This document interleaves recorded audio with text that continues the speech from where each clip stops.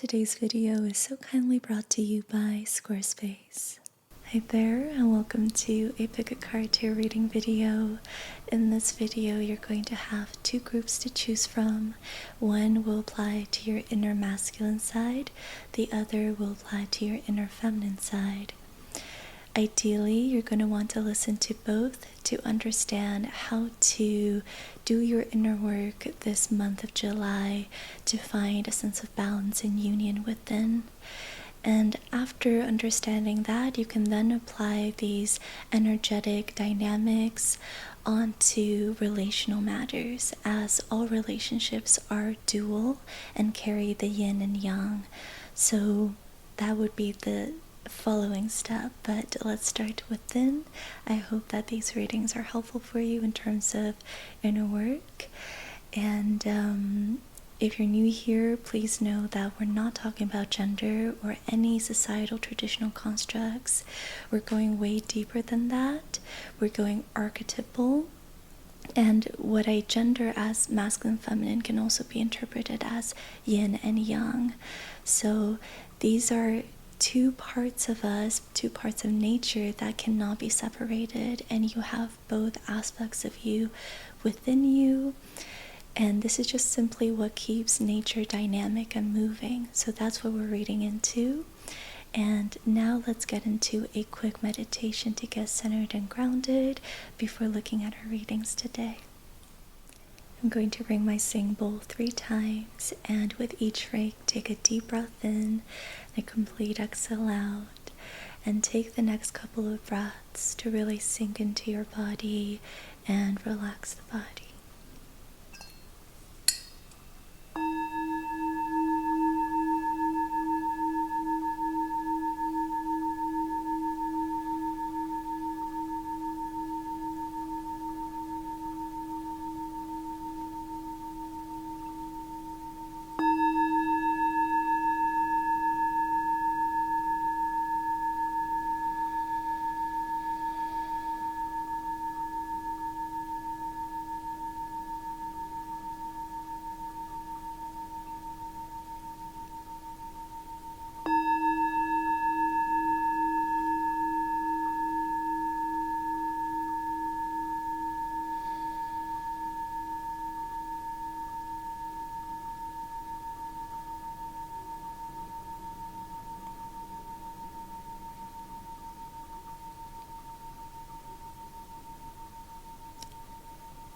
Create space between your eyebrows. Soften your gaze. And lower your jaw and part the lips.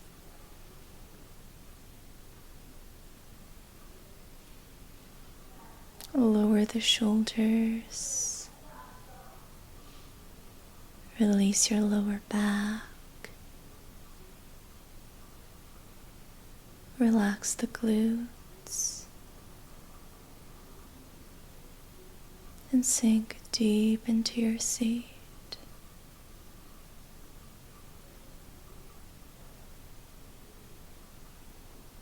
Drop your awareness down, down, down.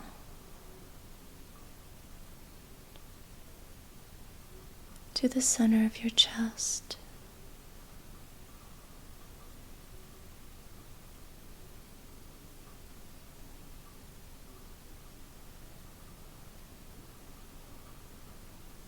For the readings today, be sure to listen to your intuition from here, your heart center.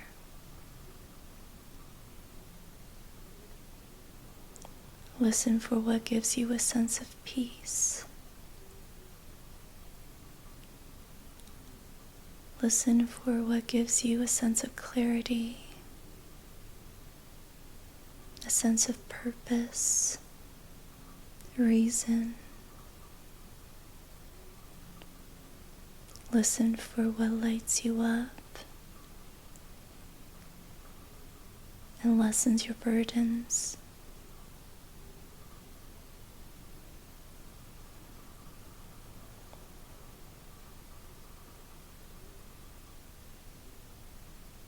Now when you're ready, you can open your eyes and look at the two groups before you.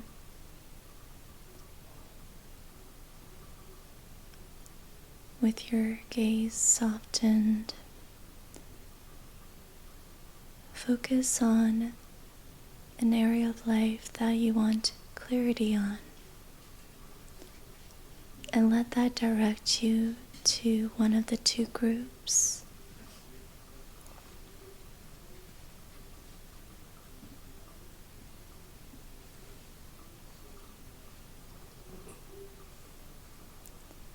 Which group is calling you?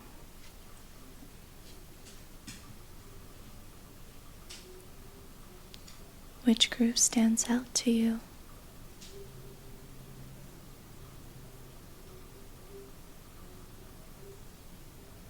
Which group do you feel drawn to?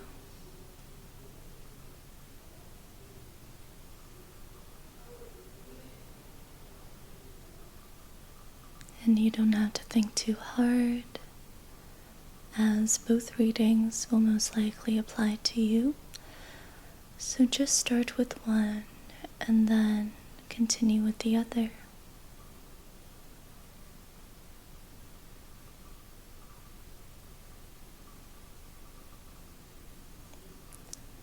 So once you've chosen your group, you can go down to the timestamps below if it was group 2, or just keep watching if it was group 1. I'll see you over there. If you chose group 1, the citrine quartz, which I think I forgot to mention earlier, then this is your reading. And for group 1, we're going to be using the Awakened Tarot deck. And we're going to get started by asking for your current energies. What do we need to know about group 1's current situation? What do we need to know? Which energies are currently in your field, group 1?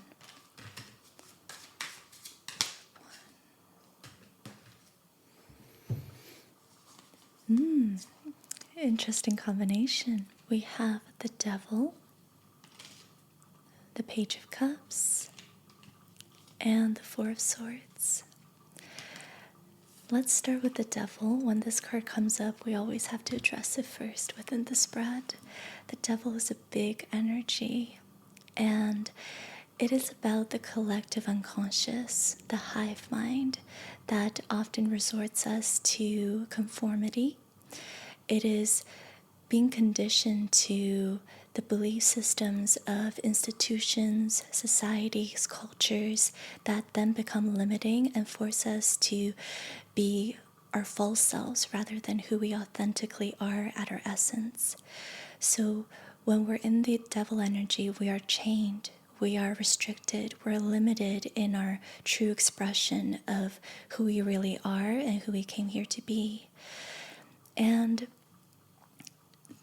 what I'm seeing here that's really interesting to me is with the Page of Cups, one message I'm getting through these two cards is you're almost embracing this fact of reality that the Devil is always there, that there is always this greater hive mind looming over us and influencing our decisions and our actions.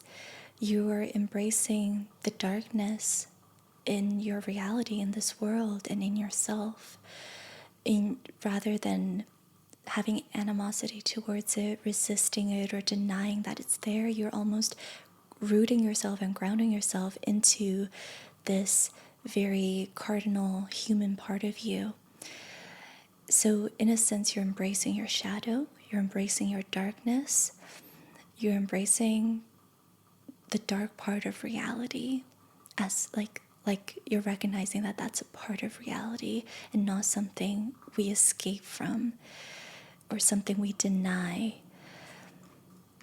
And we also have the Four of Swords. So I'm getting that you're in a very restful space as we speak. You're taking a lot of time to self-regulate, to self-soothe, to be in your own energy. You're giving yourself a lot of downtime, a lot of me time in order to remain centered, grounded, calm.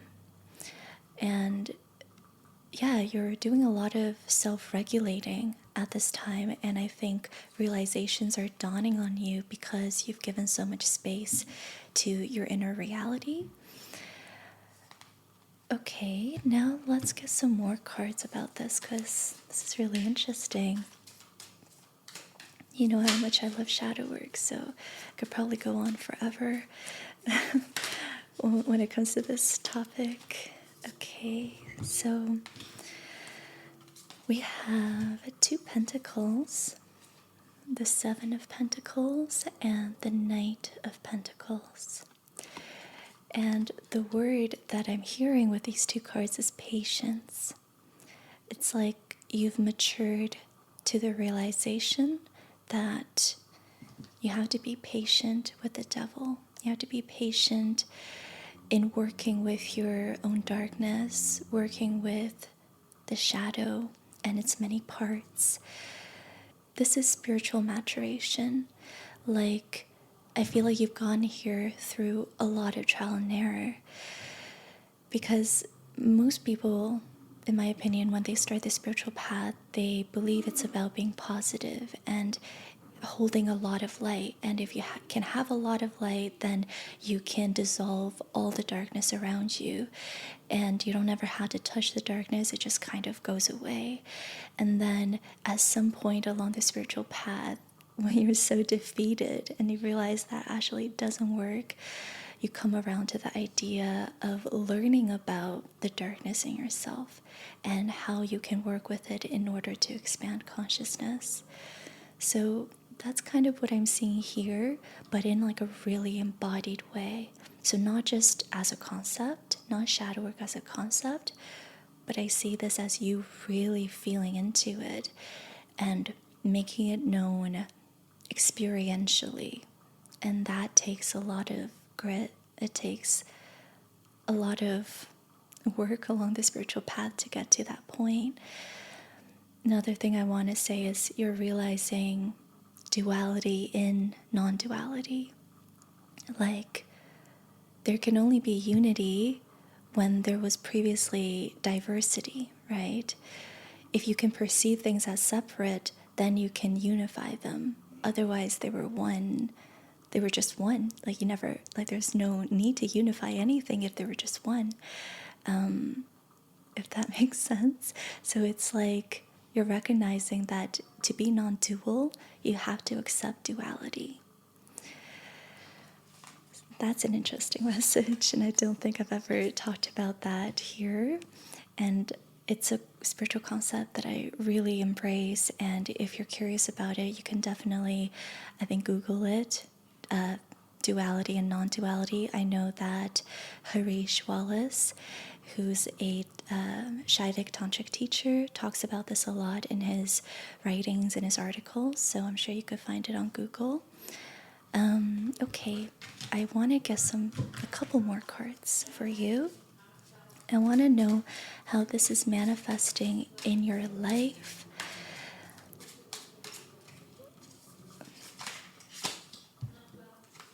Okay. So there's duality. We have 2 wands. You have the 4 of wands and the 9 of wands. So in the 4 of wands, we're talking about celebration and really joyful moments. This is when creative energy stabilizes enough for it to be celebrated. So weddings, graduations, like it's depicted in this image, engagements, that sort of thing. So really positive moments. And then with the 9 of wands, this is the feeling of being really drained, feeling hopeless, like you're losing faith, feeling exhausted and tired because of all the stress that you're carrying with the 9 wands. So the message coming through is about duality. It's like you're coming to realize that things can be really good and kind of bad at the same time. And embracing one doesn't mean you have to negate the other. You can accept both. You don't have to ignore either feeling. Everything can be dual, everything can be experienced in a dual way. And when you do, you actually then find non-duality in your experience, as sort of centering and acceptance of like the bittersweetness that is in every moment. And there's a beauty to that when things become bittersweet and you can taste all its facets. So I see that here. It's like this is non-duality, feeling that bittersweetness of each and every beautiful fleeting moment. Okay. All right. Now let's go into a wild unknown archetype card. Spirit, can you give us one archetype that group 1 can focus on to understand what they're working with right now?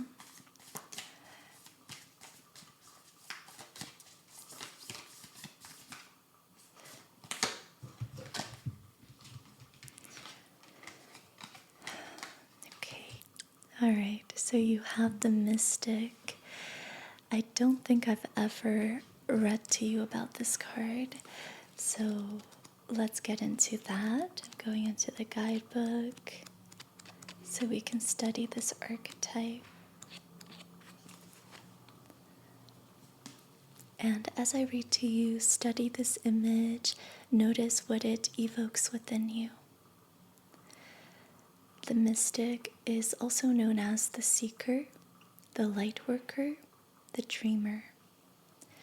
The Mystic is often misunderstood in our culture, depicted as a wandering or light-hearted daydreamer. Yet, like Shiva, the true mystic plays a critical role in society, remaining fearlessly dedicated to the path of transformation.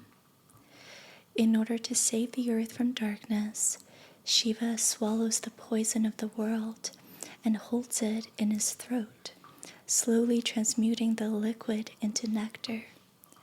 This is the work of the mystic. They do not fear darkness, but rather sit in the presence of it, harness the potential and latent energy behind it, and embed it with light. They are patient and prudent changemakers, seeking growth above all else.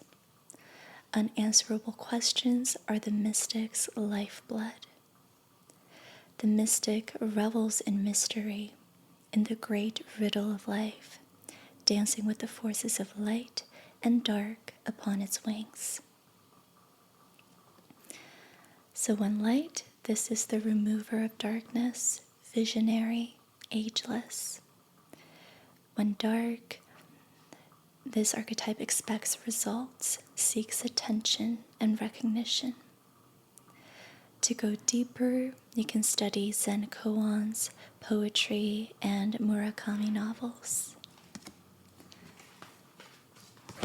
Like any light worker, the mystic must build a relationship with fire. This begins by awakening the inner flame, or tapas, within. It may seem that the mystic is inward-facing, yet its light beams back to the world with the strength of 1,000 stars. Very interesting. Okay, so many messages coming through. One is, I was struggling to understand if we were reading for the inner masculine or inner feminine, and now it's making sense that we're reading for the masculine. The energy seemed very inward facing, and that's kind of where you are right now. Normally when we talk about the masculine, we think of it as outward facing and dealing with external life circumstances. But recognize that right now you're in this inward facing mood, that is the Four of Swords, because when you gather your strength and beam the light redirected back onto external reality, people are going to feel the power. It's like you're currently simply in a mood that's quite inward facing, and that's part of something really necessary in your process right now. Another thing is, I said earlier that I feel like you've matured quite a lot on your spiritual path, and I get the sense that that's because you've really awakened this inner flame, or tapas, as they say in Indian spirituality. Tapas is what we do when we do a lot of shadow work. It's that the inner strength we find through shadow work, through facing the darkness and building resilience. So it's a strengthening of the energy body. So, you got it. You have this inner flame, this inner energetic resilience about you now. Another thing here is Shiva is an archetype that you might want to look into. Within Indian spirituality, all mystics follow Shiva. Shiva is like the more popular deity that mystics tend to follow because he is about transformation. He is about death, endings, and destruction. And from a Western lens, all of that seems very negative, and you wonder why would spiritual people and sages follow a deity that represents something so negative. But it's because all this spiritual work requires you to embrace the darkness. Death means rebirth, endings mean beginnings. All of it is about metamorphosis, and there's something so scary about it to the human self, but something incredibly liberating about it all to our spiritual selves. So part of being the mystic is embracing Shiva, and in the feminine version of that would be Kali, embracing Kali, which to the human self again is scary.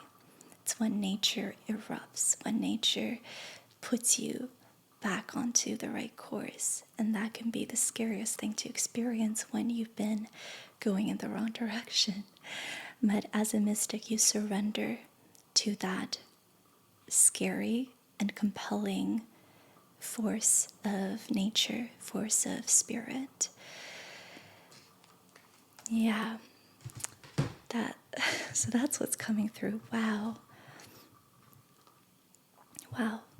Okay. I did not expect for us to go so deep today. This is all very fascinating to me. Okay, so masculine polarity. What else do you need to know? Let's get some messages from the Work Your Light deck. What else do you need to know? Dance with life. Do something to change your energy. So embrace more embodied forms of spiritual practice at this time. Work with your nervous system to get things moving. Shake things up energetically within yourself. That's going to be really helpful for you at this time. And embrace your feminine side. Star Mother. How can you mother yourself? So you might want to listen to Group 2's reading later to see how these two parts of you can coincide and work alongside each other. Akasha, your guidance is divinely guided. You can really trust your intuition at this time, so don't doubt yourself too much. If messages are coming through, write them down, journal on them, expand on them further. Trust your own internal guidance at this time. Okay, now let's get some Moonology cards. A time for healing. Yeah, so this is an inward period in your process. And maybe one more. Surrender to the divine. So going back to the mystic card, surrender to these much greater forces that are a part of you, a part of your reality. Contemplate on these deities that people pray to, such as Shiva, Kali. Contemplate on devil energy and how the devil balances out the light part of us, or how the shadow balances out the ego, and how they both play a very integral part to our spirituality and our humanness as well. So yeah, surrender to greater archetypes than being stuck in your ego mind, which I think you're already doing, but that's just some additional reinforcement from spirit. Now I want to get some cards for your future energies. What can you expect if you keep up the good work? Group 1, masculine polarity. What can you expect? Oh, the sun. Oh, that's so nice. So the sun, as I've probably mentioned a million times before, is a card of confirmation. It means you're protected and you can trust in the greater world around you, that you're taken care of. The sun will shine for you every day. You can trust in that. You can trust in the abundance that the sun provides by creating resources for you on this earth.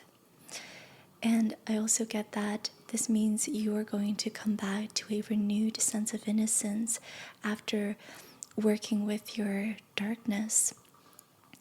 This is you coming back to a playful inner child and integrating that into your conscious identity. So that's beautiful. And I want to say you can really only embrace innocence after having explored your darkness. I don't think it's possible otherwise. It's when you realize that you have nothing to fear, that's when you allow yourself to be playful and joyful again and carefree. So I see that in the sun, especially with this little baby in the center of the image. I love that for you. Now let's get 2 more cards. Wow, 10 of Pentacles. So this is really going to help you stabilize things in your external reality to the point of securing certain aspects of your life, maybe financially. This could be you getting a promotion, making more money than you previously thought you could. Like if you're running a business, this could be getting like an influx of money that you didn't really think was possible. This could be buying a home and stabilizing, securing your livelihood that way. Yeah, abundance is coming in a very stabilizing way as a result of you doing this inner work and strengthening your power. Because, like we read earlier, although the mystic seems inward, its light shines so powerfully outwards. It's palpable, and that's kind of what I'm seeing here. Because of your inner work, that's going to manifest in profound ways externally for you. But yeah, for some of you, it's going to be owning a home or making way more money than you previously thought you could. And let's see, Ace of Swords. So this is to be expected. The camera just died, but we're back, and we have just 1 more card to close off this reading.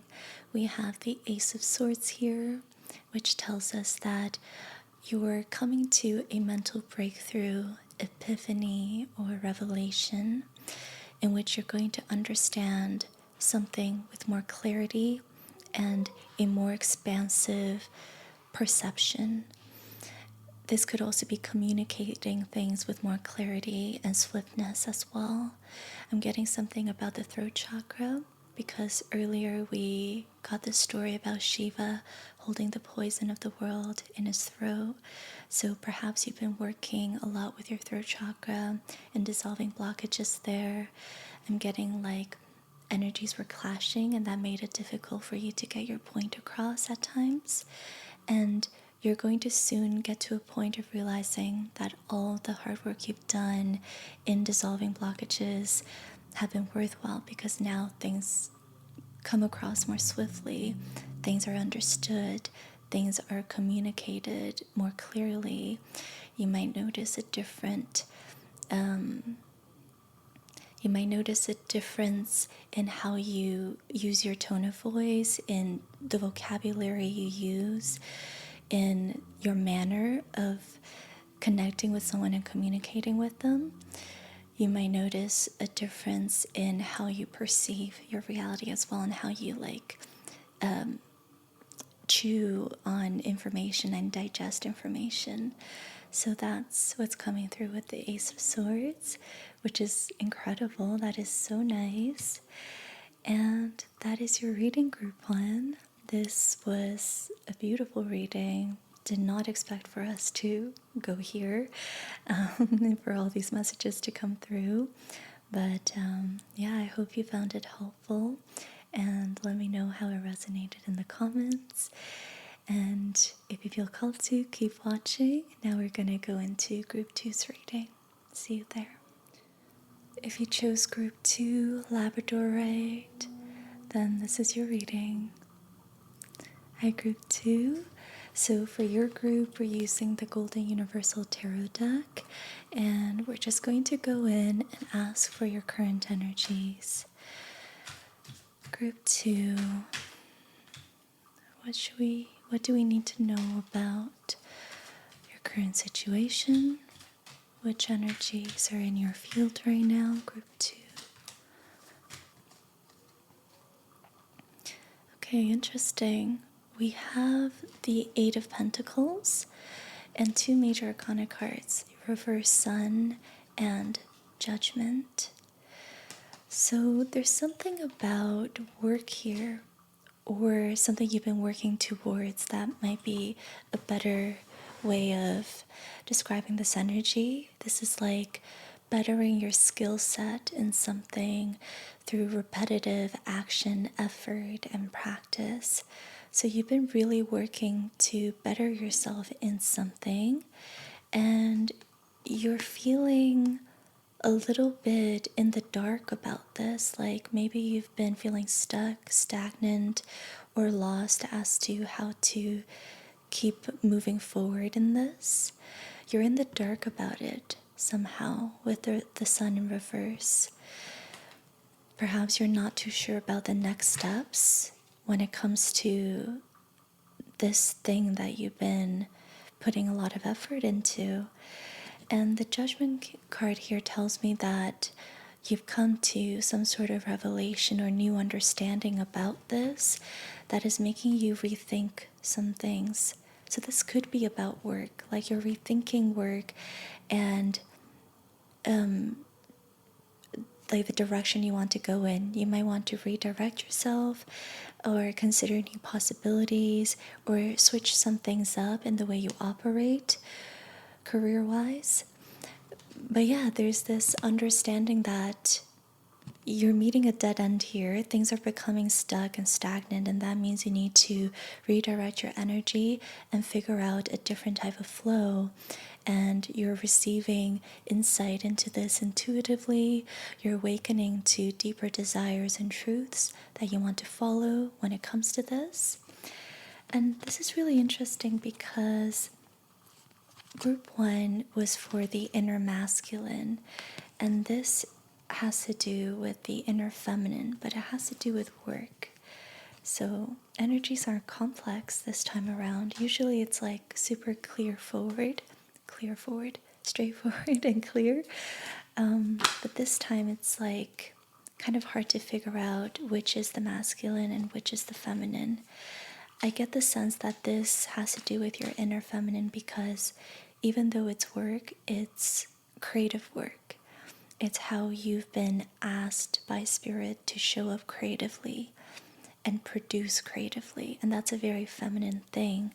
So you are really being asked to surrender to the feminine flow here, even if it rejects structures and systems you've already built around this creative work that you do.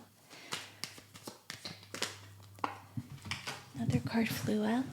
Okay, you have the High Priestess. There's our confirmation that this is you working with your feminine energy. The High Priestess is the first feminine archetype that we get in the major arcana, and she has to do with the unseen realms, 5D, the energetic realm, connecting with spirit guides, with your intuition, and just having an inner knowing about things, working with your subconscious and your shadow parts. So a lot of insight you're receiving right now are coming through intuitively, and they may be hard to digest in a tangible way, if I can put it that way. They may be hard to completely acknowledge and accept as firm truths because they're intangible, and often felt and not given to us in straightforward ways. So you might have found it hard to follow your intuition at times, but your intuition is coming through. And that's why we have the High Priestess. Your intuition is very strong right now, particularly about things you have to release and let go of. You're carrying a lot of burden, a lot of responsibilities that I'm hearing perhaps you didn't have to sign up for. So you've given yourself responsibilities that were somewhat unnecessary, like Spirit didn't ask for you to take on so much. You did that to yourself through your ego and what you thought you needed to take on in order to be respected or taken seriously. So recognize that your ego has made this path much more difficult than it needed to be, and Spirit is asking you to release these responsibilities. They weren't yours to take on to begin with. You can let them go in order to feel lighter and more free to redirect your work or project to take that new direction that we've been talking about here. This is very interesting. Now let's get some work your light messages. The initiation, rite of passage, crossing the threshold. Oh, you also have Imrama. Where are you being called to journey to? So you really have to let go of these responsibilities and burdens. It's like this is the rite of passage for you to have enough bravery and courage to let go of your ego expectations in order to surrender to this divine will or divine flow that was already underway, but then you kind of blocked it for yourself by complicating it and building incongruent systems around it. It's like there's a river and the water was flowing really well, and then you built a dam around it for no reason, and then so water got stuck, and now you're feeling stuck and stagnant. So you need to break down this dam because it's not supposed to be there. You got to restore flow. So the rite of passage is to have enough courage to let go of these egoic burdens you've given to yourself in order to restore that flow and restore your purpose here, because I think you kind of got it a little bit muddled as to exactly what your purpose is, the way that Spirit has given it to you, and you have to restore the truth about your purpose and exactly what they want you to share through your work. So where are you being called to journey to? I'm sure you've already been receiving intuitive messages regarding this. Journal about it, ponder on it a little bit further, chew on these intuitive messages, digest them further so that they feel more tangible in your understanding of them. I think that's going to really help. Now I want to get not a work your light. I want to get a wild unknown archetype card. Spirit, what is one archetype that group 2 can work with in their situation to gain more clarity and find resolution? Ooh, you have gnosis. So there's a lot you already know. The High Priestess is again coming through. There's a lot you already know. I'm just going to go into the guidebook and read to you what this card is about. This is one of the last archetypes that we have in this deck, so it's a very complex and mature energy. I think that's important to acknowledge. And I invite you to look at this image, to study it and feel into it as I read to you. Gnosis is also known as innermost knowing, mystic truths. True knowledge is not found in facts and figures, in scholarly books on library shelves.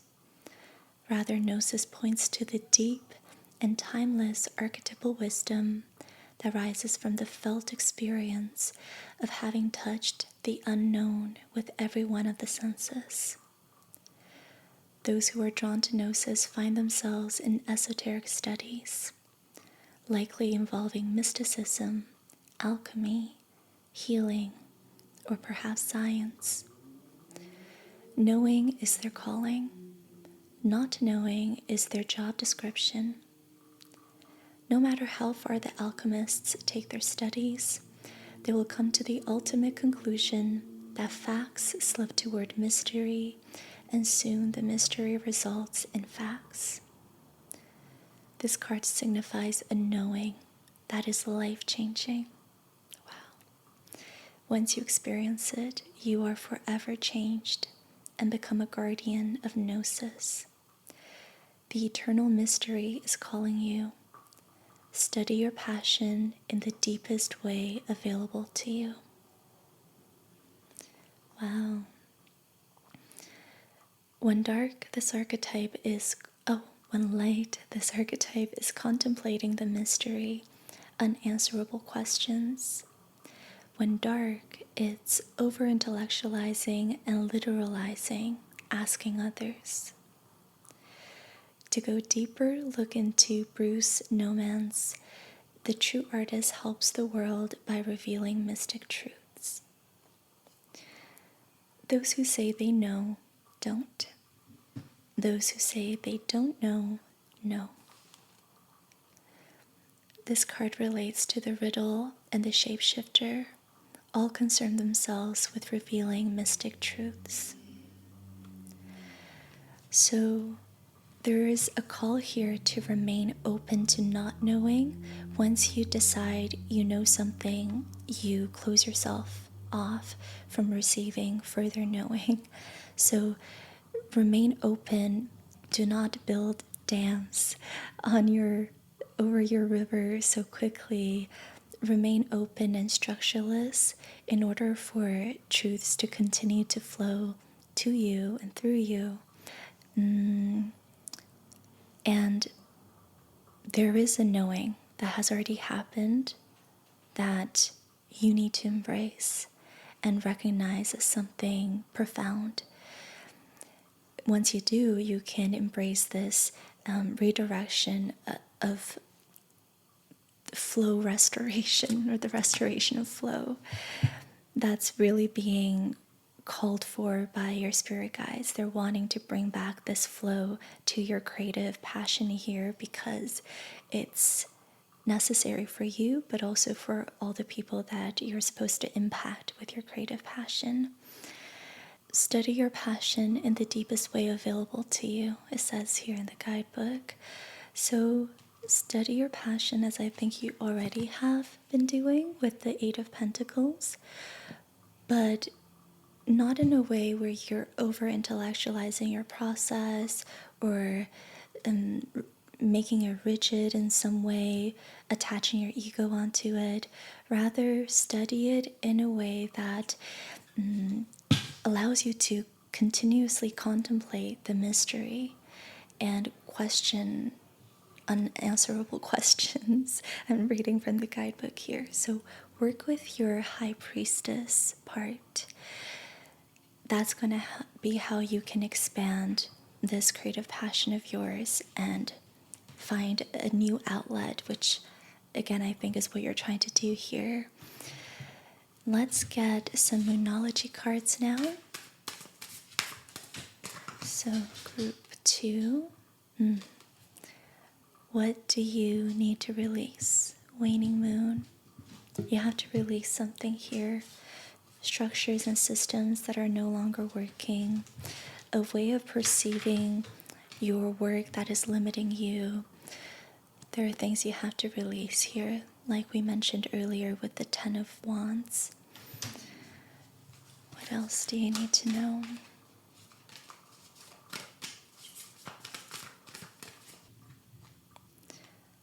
Conclusions are within reach. Full moon eclipse. So I think for some of you, you may have been feeling stuck for quite some time and you've been looking for a way to restore flow for a while now. If that's you, Spirit wants you to know that conclusions are within reach. You're very close to figuring this out for yourself. Now, let's get one more Moonology card. Work through your fears. New moon in Scorpio. Work through your fears and attachments. Release old expectations that you had for yourself that came from an egoic place. Work through what you're afraid of losing or what you fear might happen if you destabilize the structure that you built. Yeah, I think because part of destabilizing the structure is necessary for you to find a way forward. So work through the fears you have about that. And now let's get some tarot cards for additional advice or future energies. So what can we expect for group 2 in the future? They are to follow tarot's advice.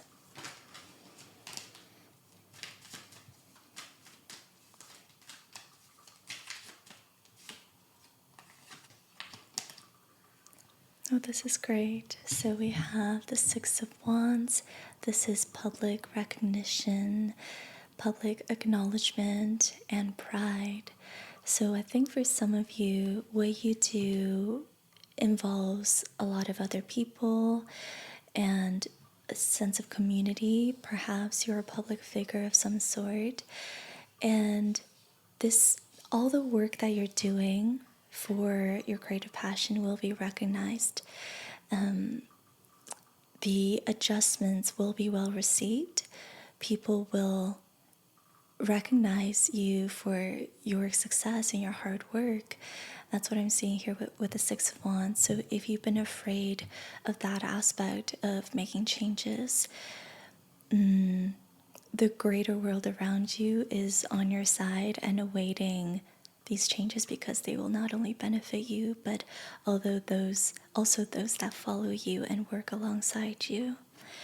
And we have the Knight of Wands with the Eight of Swords behind it.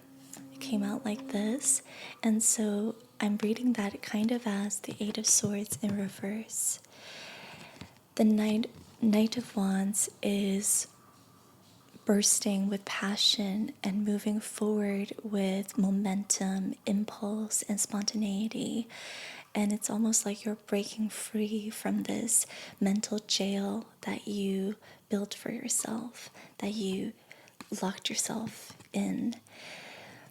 You're leaving mental limitations and stories and narratives that were previously holding you back and making you believe that you were limited and certain things weren't available to you.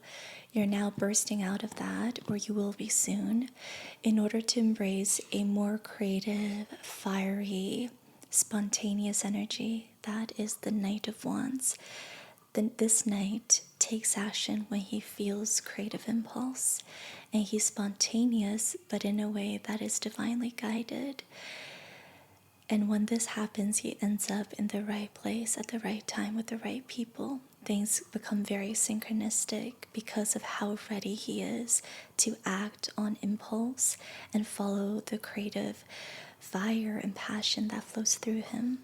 So I see this in your near future, that you're going to be very readily able to embody the Knight of Wands in order to release yourself from sort of mental prison that you have had up until now.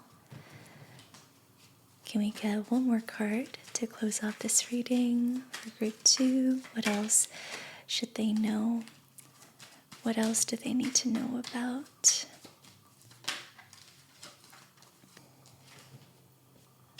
Okay, we're also ending with the Page of Cups. Beautiful. So the Page of Cups is somebody who is carefree and open to experiencing a wide variety of emotions. Somebody who is new to this and treating every experience as something very fresh. So I see this as you being more open to going with the flow, being less rigid,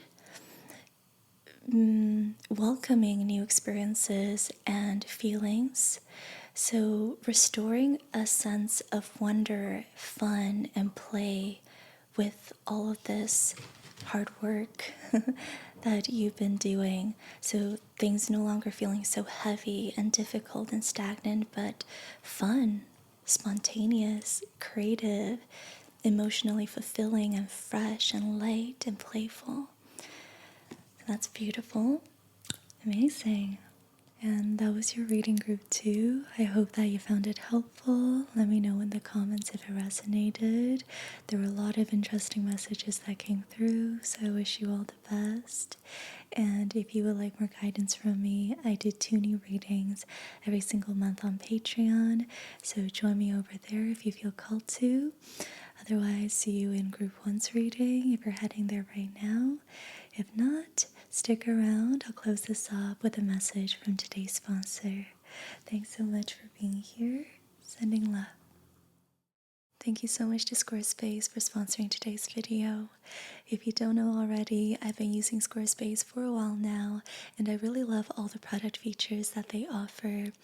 If you're in the creative field or you're job hunting right now, then I want to share with you some things about Squarespace that you might find helpful. There's some really excellent templates on Squarespace for creating a portfolio website. So if displaying your work is necessary for you to have that leverage over your peers, then definitely check out these templates. Squarespace's easy-to-use design functions will make the process of getting a website set up super easy, seamless, and quick. You can share your work directly with your audience by using Squarespace email campaigns. And with their social media tools, you can also integrate your social media accounts to your site to grow your following. Check out squarespace.com for a free trial, and when you're ready to launch, go to my link, squarespace.com/ediyasmr, to save 10% off of your first website or domain. Thanks again, Squarespace, and thank you for watching. I'll see you next time.